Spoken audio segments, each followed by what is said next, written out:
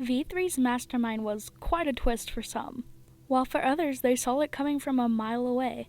For example, my friend was able to tell it was Tsumugi because she was static throughout the whole game, and seemed to be off as her character had no development.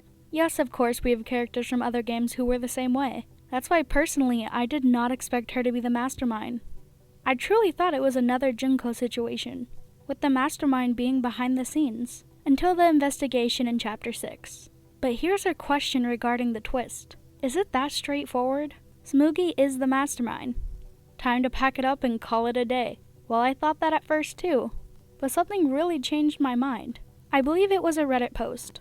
They mentioned the possibility of Tsumugi being brainwashed to be the Mastermind. So with that, I decided to look further into the theory. I managed to come up with a few possible points to support this theory. Also, a quick note to the Lemonade Prime Minister, who helped me pronounce Tsumugi, even though I might still be butchering it because I struggle. During the trial of Chapter 6, the subject of sacrifice came up. 2 people had to sacrifice themselves for the other 2 to live. Thanks to our little detective, it was figured out that that is how Rentaro ended up in another killing game. But isn't that a bit odd? For this game you need 2 volunteers, but for Rantaro's it was only him? What if Tsumugi was the second volunteer? But because of Rentaro taking the role of ultimate survivor, she had to take a new role to incite the viewers. She would keep her ultimate, but now she would have the twist of being the Mastermind.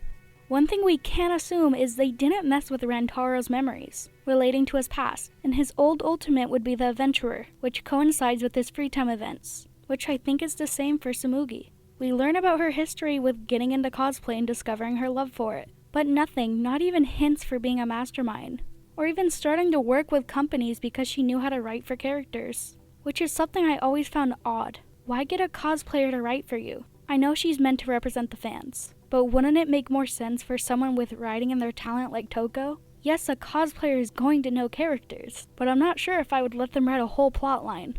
I would think her focus is more on designing the character's clothes, which, speaking of writing storylines, she admits to writing a few for this killing game. I can see how she could write backstories and personalities, but making Maki fall in love with Kaido? I suppose she could write Maki falls for a certain kind of person, but how would she know Maki and Kaido would live long enough for Maki to fall in love? A killing game is unpredictable, and Chapter 1 is the perfect example of that. Tsumugi was unsure if Kaede's plan would work. The killing aspect and the victims are almost impossible to predict. Motives can try to sway people a certain way, but they are not 100% think. But to add on to Rantaro's murder, if Tsumugi had been the Mastermind before, you think she would have handled dealing with the ultimate survivor before? She just panicked and bonked Rentaro on the head. She didn't even have the foresight to get rid of the shot ball further. Really, just gonna throw it in the trash can? What about returning it to the storage room maybe? Her actions seem too reckless to be a Mastermind if I'm being honest. And even in Chapter 5, she doesn't handle the Kokichi situation well. The flashback light just made things worse for her. Let's circle back to the trial. We all remember the tragic moment when she reboots Kibo, right? Because I personally cried, but moving on. From what I see after Trial 6, Kibo isn't completely gone. Kibo flashes a smile and proceeds to save Maki, Himiko, and Soichi. It could be argued that the audience wanted them to live, and help the 3 through Kibo. But I ask, why the smile then? It seemed more personal than just following orders. But what does it matter if Kibo isn't fully erased? Well, it matters a lot. It means Tsumugi did not have control or enough power over Kibo.